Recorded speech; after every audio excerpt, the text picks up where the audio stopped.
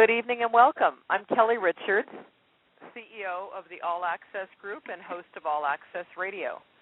I've spent over 20 years creating innovative alliances in the music and entertainment industry and driving the convergence of music, entertainment, and technology among media companies, technology companies, and established artists. Tonight's guest is a Hollywood producer, Gary Goldstein. Gary is an inspiring voice in Hollywood, and for those of you who don't know, Gary produced one of the most iconic cultural expressions of our generation in Pretty Woman. He's gone on to mentor many of the leading creative voices both in music and film. He's an author, a speaker, an innovator, a philanthropist, and an all-around great guy. And that is the perfect place to start our conversation. So welcome to the show, Gary. Kelli, good morning. Thank you for having me on your show. So, Gary, before we jump into all the amazing things that you're doing these days, and, of course, the rest of your resume, talk to our listeners a little bit about the tapestry that became Pretty Woman and how that affected your work and your life after it was released. Absolutely. Pretty Woman, to say the least, it has been a star in my galaxy, and I feel humble and proud to have been a part of that. It was, like any film, Kelli, Pretty Woman was a disaster, a failure, a car wreck, time and time again over the several years before we actually got it made, got it produced. Mm-hmm. That's just the way life goes in the creative areas and in business. Yeah. But it's now delivered, here's the happy headline. It's now delivered 20-plus years of joy to people all around the world. It's been, just an incredible experience that seems to cross continually over the years. And please, throughout different cultures around the world, there's no gender preference. All ages, all groups, everybody seems to resonate with it. Yeah, it's very true. It's one of those classics, timeless films that's just going to obviously stand the test of time. And so it's so wonderful that you were able to be a part of that.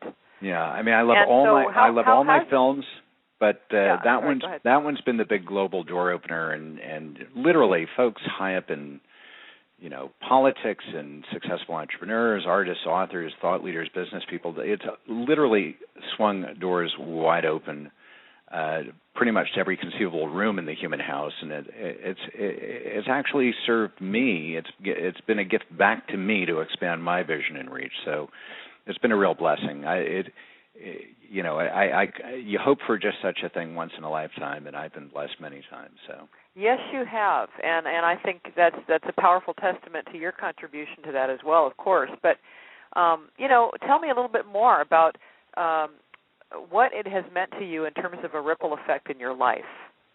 How has it, a little more specifically, been a catalyst for some of the other things you've swung into?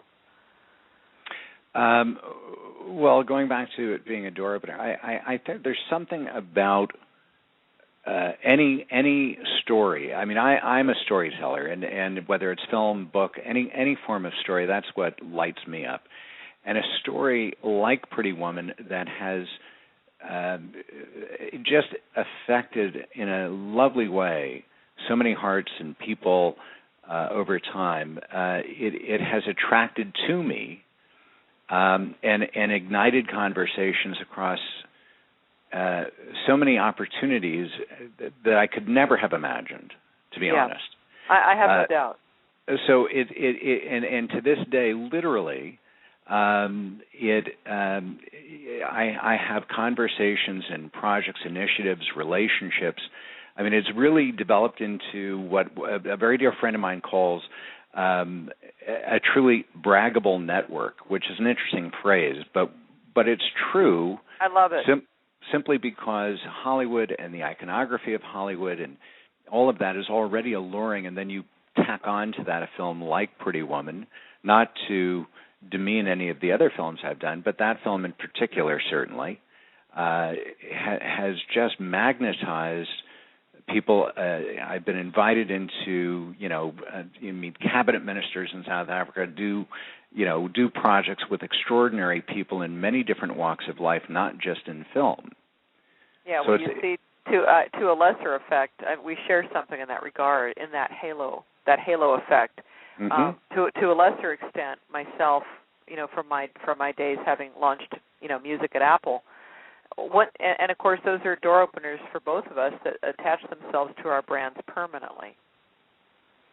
Absolutely, it becomes a defining moment in your life, and that's the beauty of it. It sort of never becomes a thing of the past. Interestingly, it has a life that just keeps it remains vibrant over the years.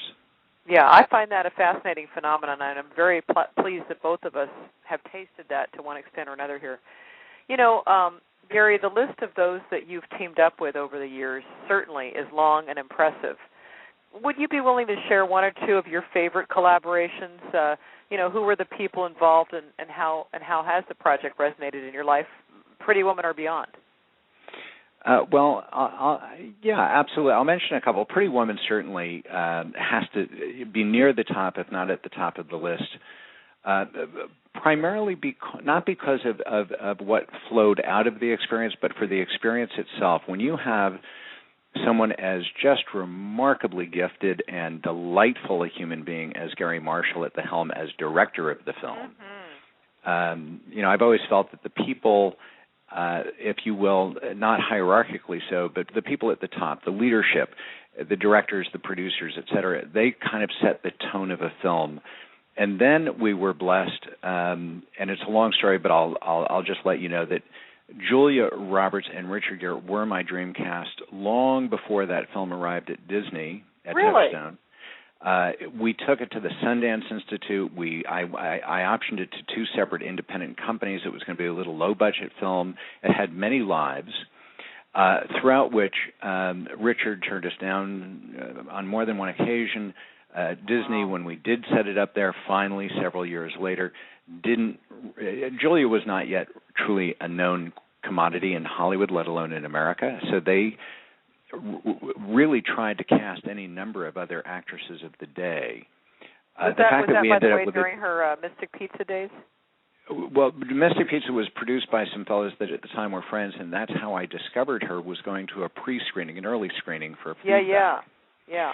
And I was committed that she was this character, and she read it, and her agent read it literally right away and attached and rode that out for several years. So they were brilliant, spirits and great troopers. But Disney didn't want an unknown, and the fact that we ended up, I'll just say, with our dream cast is one of those miracles in life that is literally mythically threading the eye of the needle. But it kind of gives me goosebumps because today is the last day that Oprah's show tapes after 25 years, and that was her story with, Color Purple. And that's exactly what happened in that scenario with Quincy Jones at the helm. He got his dream cast, and she was privileged to be one of those people. Same kind of story. Yeah, it's just you could never predict these things. But everybody who touched on that film, really, from the line producer Mario Iskovich and Jeffrey Katzenberg, who was at the head of Disney at the time, who was a brilliant marketer, came up with the name Pretty Woman. That was not the original name. The entirety of the experience, the cast, the crew, and I believe in most artistic pursuits, and certainly in the case of film, in this film in particular, that energy undeniably shows up on the screen. When you have a set that energy, that kind of happy set, and that kind of high-level creative collaboration, it does bleed over into the finished product. So that was a brilliant experience, and that was very early in my career. I'd done some little no-budget independent films, so that was my first studio film. So what an extraordinary learning experience for me. And I would say that in a very different context, speaking of collaborations, kind of an interesting story maybe for people in creatives in general. But there was a project that came to me some years later. There was a young writer named Richard, and Richard and his then partner had written a script. They'd never sold one. They'd never optioned one. They'd never been produced. I took it. It had been turned down, this seems to be a theme of mine, by every shop in town. I ended up rewriting it, changing the name of it, selling it to Warner Brothers. Long story short, I got it produced as the sequel to another film I'd produced called Under Siege. Mm-hmm. So this very same writer, several years later, unbeknownst to me, had written a script called The Mothman Prophecies based on a book of the same title. His agent went out, shopped at auction style. Everybody in town, from small to large, passed on it. At which point, they called me and said, would you take a look at it? Yeah. And when I read this script, Kelli, it was like I was sucker punched in my soul, because the story, albeit somewhat fictional, it was based on a true story. We layered some fictional characters on top of it. Yeah. But this young writer, and the script, I'll tell you, the script was passed on by literally probably 4 or 5 dozen companies. There was one company only I could find that hadn't seen it, and that was a wonderful company I love called Lakeshore. Mm-hmm. Now, I'll just tell you that Lakeshore read it and they passed on it, and I asked them please not to pass over the phone, give me an in-person meeting. And what happened was, a week later, I'm in the room. And for those that haven't seen the film, I won't bore you with the story, but it describes a tragic series of events where a lot of people lost their lives in West Virginia in the 60s. And Richard Gere's character, my second film with Richard, he goes to this town and he personalizes all these supernatural, paranormal events because he has lost his beloved young wife and he is torn apart with grief. And so he believes that everything that's happening, every sight, every sound, every event, every moment is personal to him. It is his beloved wife trying to reach out to communicate back to him. And that was my experience. Unbeknownst to the world, this was a deeply personal story to me. It's an homage to my father, this film, because he was my best friend. And when he passed, after his death, I was so profoundly lost, disoriented, and similarly, every single moment, every event was, for me, my father reaching back to me. Yes. And this persisted for well over a year. So that picture's odds of getting made literally were almost zero.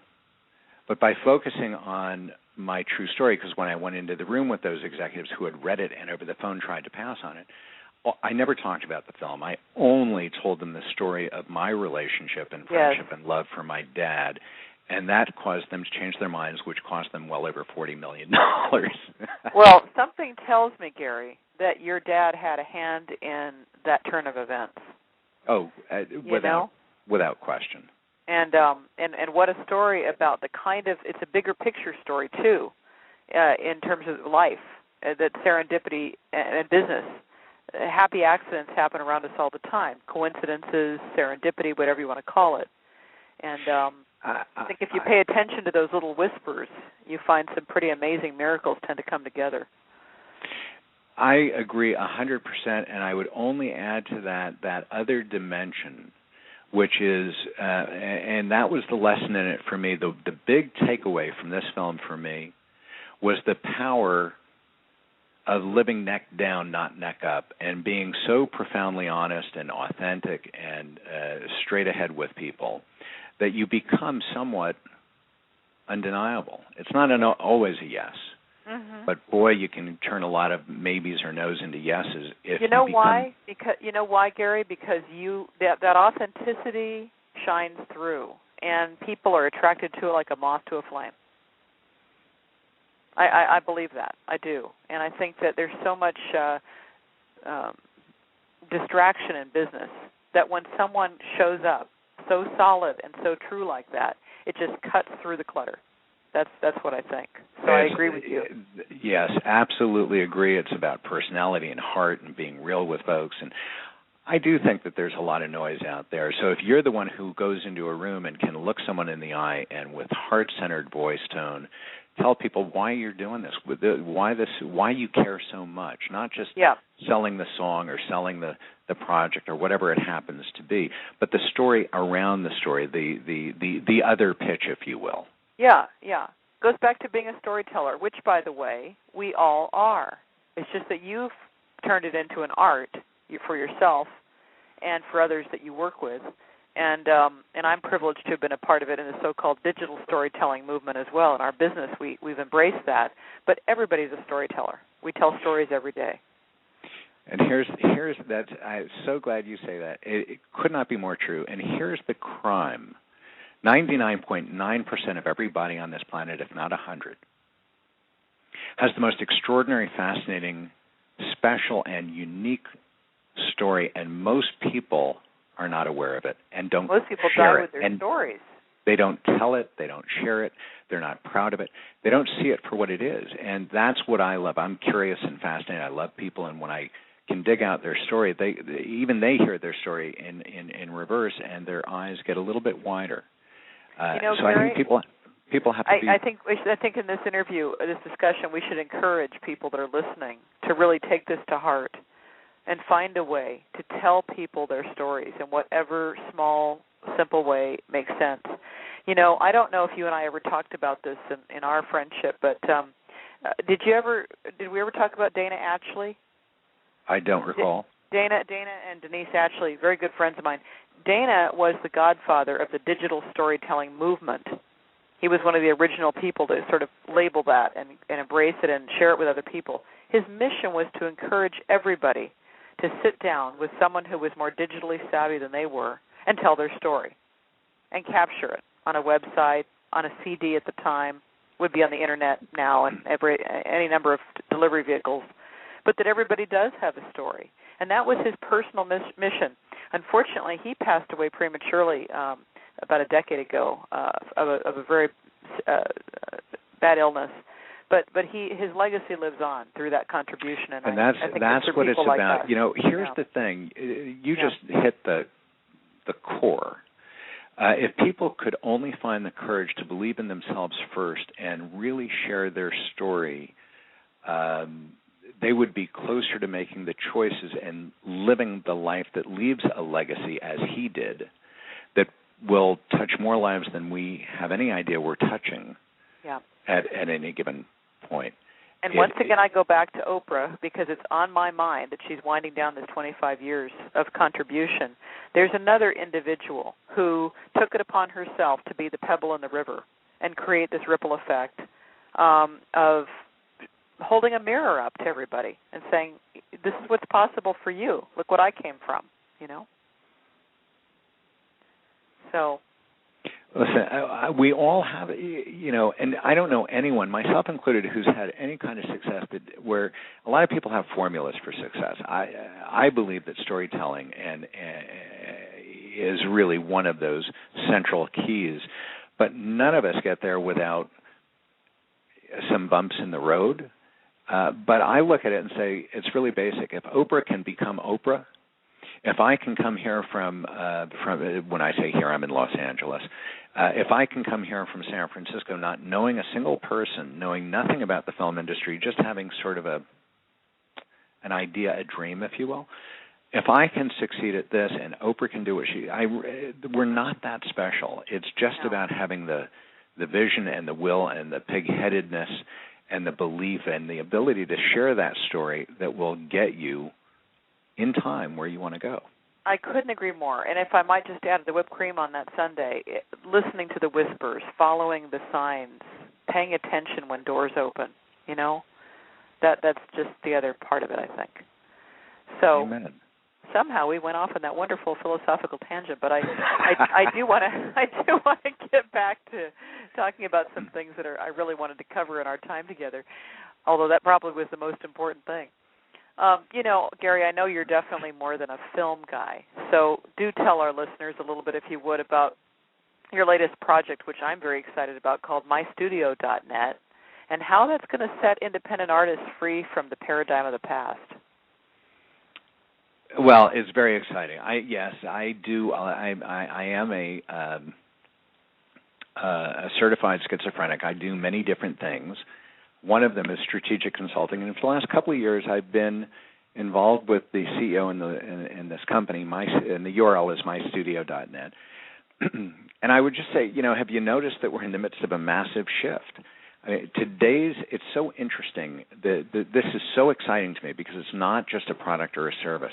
Today's rate of change or shift is exponential, literally, spiritually, mathematically. And someone told me the other day, this is brilliant, all the content that was ever created from the dawn of man through the year 2001 is the equivalent of a zettabyte. And today, a new zettabyte of content is created every 10 minutes.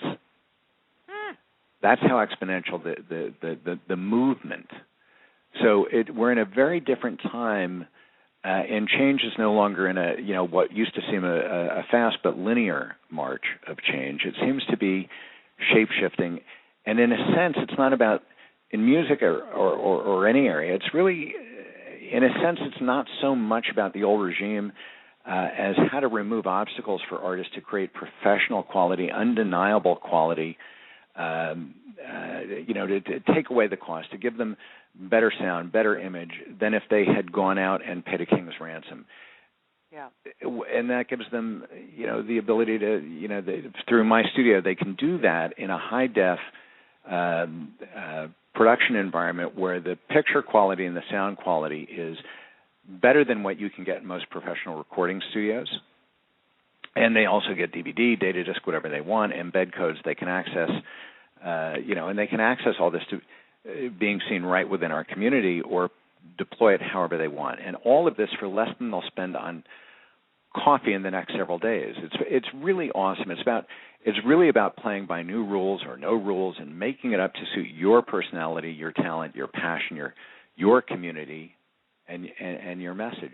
Yes. And technology across the board is our best buddy today. So these new tools are coming online daily. My studio is just a brilliant example of a really disruptive, smart technology that really levels the playing field and empowers the artist, anyone really, entrepreneurs even, who are willing to get off the couch and take action. And with my studio, Simon Cowell's using our production studios, just to give you an example, in 6 major locations for talent auditions versus the other 6 cities where they're conducting in-person, what they call these live cattle calls. As they did with Idol, yeah. Mm-hmm. Yeah, so we've top-name artists as well, bringing us their new songs for our Aftermaster. It's our sound technology, before going out for radio airplay, because it's so much better than what is generally being done in the music scene. And all of this is really inexpensive. I consider it, and I've heard other people more knowledgeable than me in the music space say it's the biggest breakthrough since the advent of digital sound.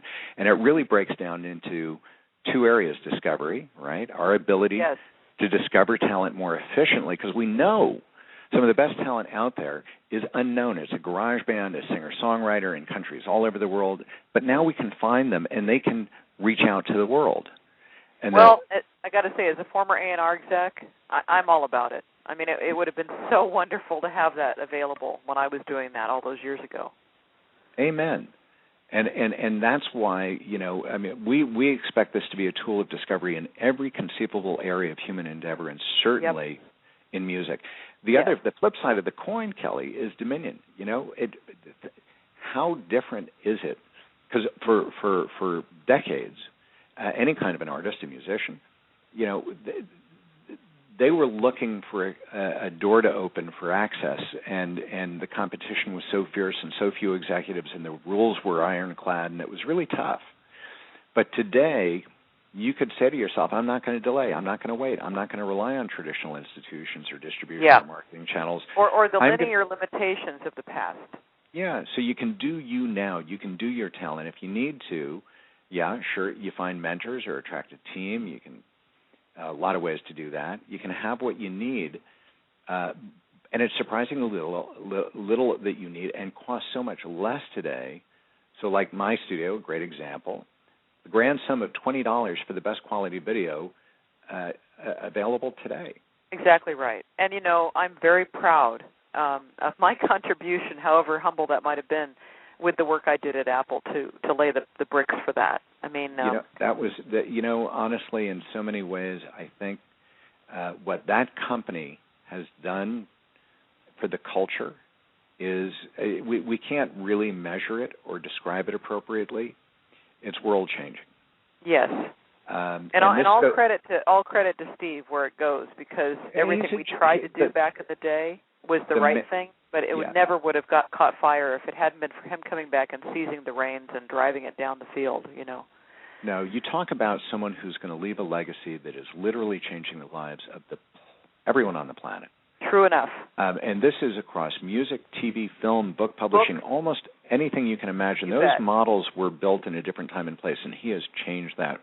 I loved it. I loved it when the iPad came out, and he just literally single-handedly changed the economic structure of the publishing industry overnight by his own design.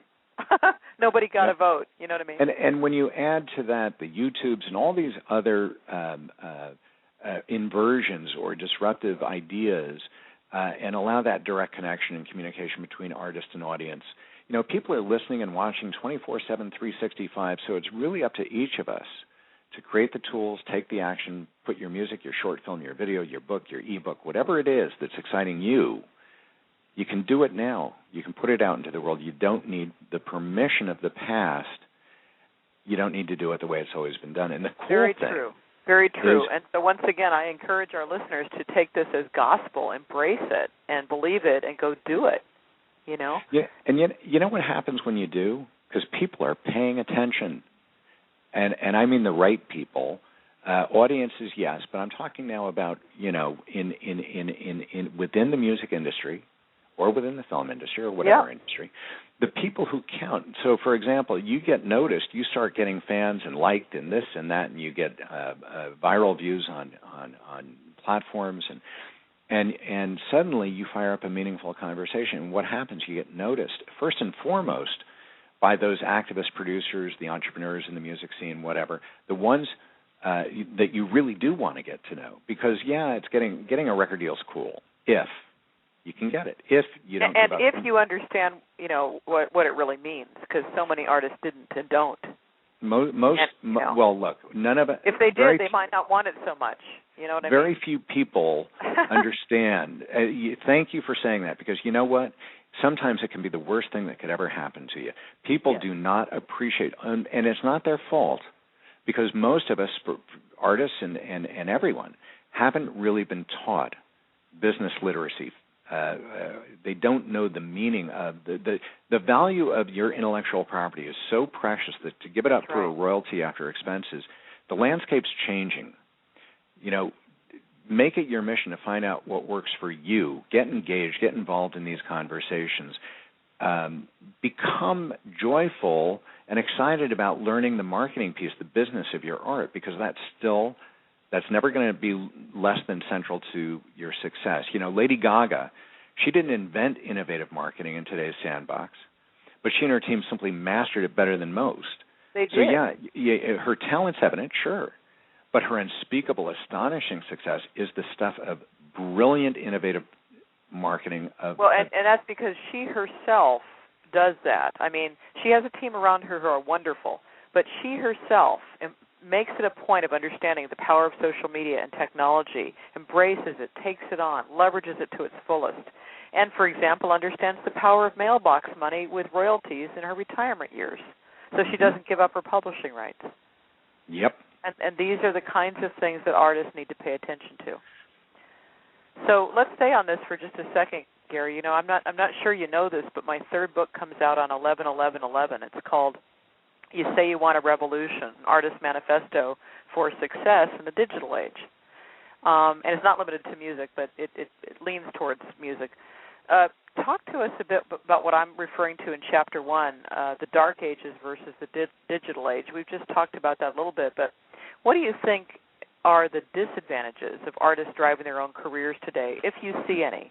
I mean, are artists at risk of becoming so independent that they won't leverage the amazing expertise available out there in the industry?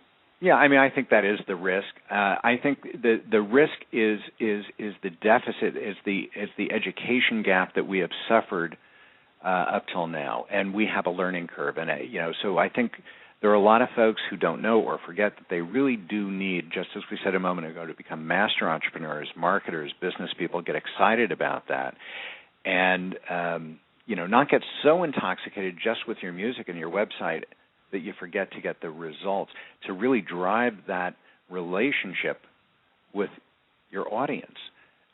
So to do that, don't forget to seek out more successful people in this space.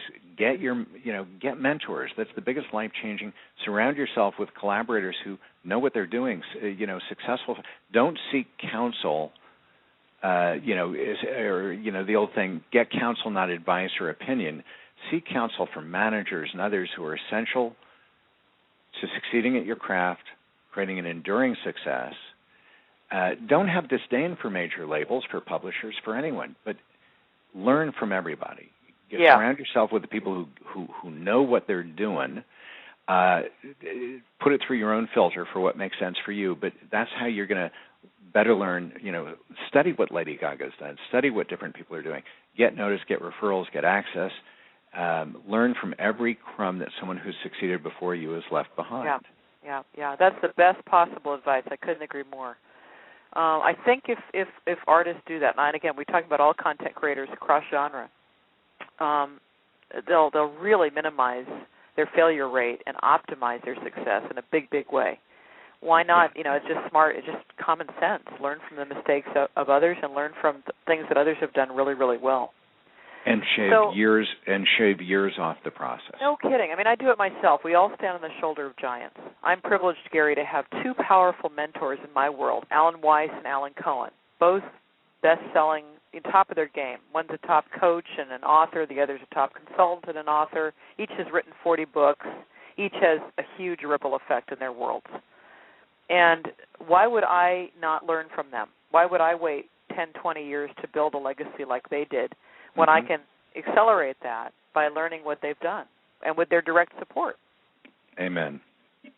Not much more to say than that.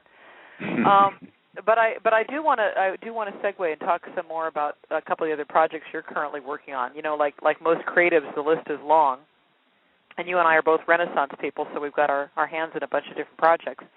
If you had to pick one or two to share with our listeners tonight, beyond what we've already touched on, Gary, what are a couple of other things you're doing, and how are those projects going? I am embarrassed at how much great stuff I've got on my plate. And I would just, before I tell you a few things that I'm doing, for me, everything is about storytelling. Now, across different media, yes, different partnerships, different media, different ideas, but it's all about great stories and brokering brilliant people and inspired ideas. So right now, for example, I'm doing everything.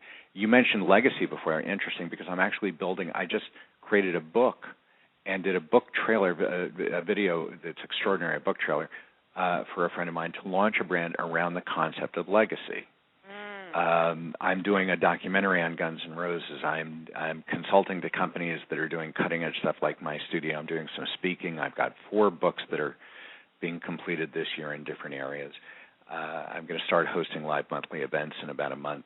But I think if I had to pick one, I would tell you about Tribe Hollywood. And it really goes to the heart of what this call is about. I am about to launch either the first week of August, maybe a little sooner, but soon, a 6-month member experience that is really designed to go to the heart of, answer the questions, teach people the strategies, the stuff that people aren't sharing. This isn't about craft. I'm not telling musicians how to be better musicians or writers or actors how to be better at their craft. I assume they have the talent.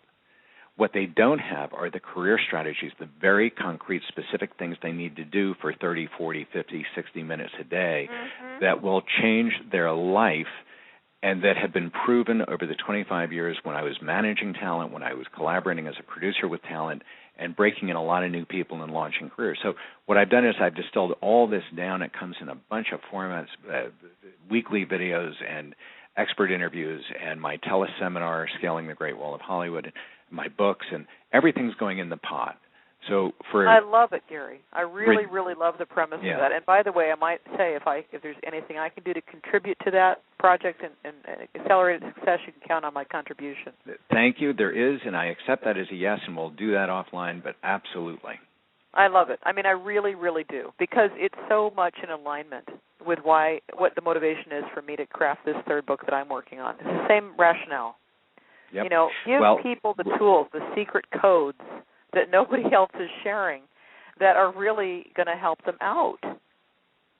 Yeah, it'll take the anxiety away. It'll take years off their success. It will increase their odds of success dramatically. Exactly. And why the heck not? I mean, really, what's the downside? There is no downside. It's just that we're going to discover a heck of a lot more amazing fill in the blank. That's right. I couldn't agree more. Yeah. So Tribe Hollywood. That's the name of it. You know, it'll come out. I'll let you know, and I would love your participation, your contribution. You bet. So, put on your consultant's hat for a moment, if you would, Gary. You know, when you look forward at the entertainment industry, what do you think is the biggest challenge we face today, and what kinds of solutions do you see down the road? You know, we've talked a lot about this, and I would tell you, you know, we all in business, everybody talks about ROI, right? Yep. And I would start by sort of energetically saying that it's important to understand that ROI no longer stands for return on investment. It stands for return on involvement. And that means being entirely joyful and committed to being self-responsible, which I don't think we've been taught to be up till now. So those who fear change need to stop and think about it and see it as fun play. That the trends, the technology, the opportunities, the relationships in all these new areas based on a new ethic and appetite to really create positive messages, to change, to be successful, to share your talents is like go crazy. Do it. Don't wait for permission. And I go back to what we said a minute ago because I really think this is, for me, it's been key. For most people I know it's been key. Get thee to multiple mentors. Get thee to 5-minute mentors, lifelong mentors. Get thee to anyone who really has wisdom, not information, not data, not opinions. Someone who really deeply has some wisdom, some success. Get their counsel. It'll help you become fearless and humble at the same time. And it'll help you to believe in yourself and the possibility of your goals enough to enjoy the ride of these kind of waves of change that we're seeing. See it as boy, that we're at the amusement park. This is good. So you get out of your cubicle brain and into your sort of joyful young brain that loves everything new, and it becomes the cool thing is it becomes a deeply personal time and journey. Yeah, so everybody would benefit from a guide on that journey. There's no reason to do it alone. And the reality is there are people out there like you and I who are such mentors and coaches and guides. And we have a lot to offer those kind of people that are looking. They're looking for us. They're seeking out that support. Yeah, I say, believe in yourself. Be unreasonable. Adopt a new mindset. Be counterintuitive. Don't be fearful. Everyone's all up in our, life's being automated and outsourced, but you know what? That's not a terrible thing. It frees us because this is so bizarre. Passion, and that which makes every single one of us entirely unique, was for the last century considered a luxury, and today I would propose it's a survival strategy. I think it's part of Maslow's hierarchy. It's a new layer in Maslow's hierarchy. It is, because you cannot be replaced if you exalt and celebrate and commit to expressing your brilliance. I don't care if you're a chef, an artist, the Blue Man Group, an innovative entrepreneur. It doesn't. If you are the value add. You're what's so attractive to the world. It's not about a better widget at a lower price. It's about connecting and being vigilantly true to yourself. Yeah, amen on that. Yeah, I couldn't have said that one better. Gary, one of my favorite questions of all time comes from the Film Network News, and it's just this. What do you do when your life surpasses your dreams? I mean, I feel like you've crafted that kind of life. You've done a lot. You've worked with amazing people on great projects. What's the next project on your horizon that has you most excited as a part of your own legacy? Would that be Tribe Hollywood, or would it be bigger than that, or something else? It would be all of that and more. Here's the beautiful thing about being stubborn enough and hanging out long enough and having a little age on you. For me, the past is a gift and it's interesting, but I don't live there. Most people spend 75% of the time talking about the past, 25% about the present and future. I say the reverse, maybe 10% of the past, everything's about where I'm going. To me, the best chapter is yet to be written. I know this. The stuff ahead of me, I am so excited about. So to me, it's about the opportunity to help others in bigger, in better ways, using all of the ideas, the mindset, the technology that we've alluded to, using every learning, every piece of wisdom, every strategy, every relationship that I am blessed to have in my life.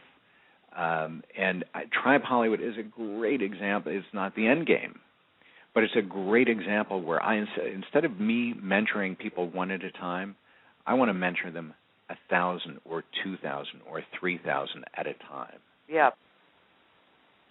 Makes a lot of sense, and more people have access to your wisdom and your insights that way. Allows you to create a bigger impact. Amen. So, as we wind down our time together today, Gary, you said recently that nothing uplifts like big vision, inspired talk, and great friendship, and boy, that comes right out of my own guidebook for life as well. So, you're truly a kindred spirit, good friend, and a trusted colleague, and I look forward to the many things that we have yet to do ourselves together, and together leave that imprint in a bigger way in the world around us. And for tonight, I just want to thank you again so much for joining us on the show. It's a privilege to have had you. It's been a delight. Yeah, likewise. And I want to thank our listeners, as always, for joining us tonight, and my producer, my wonderful show producer, Mary Agnes Antonopoulos. We will see you all next week's episode. Good night, everyone.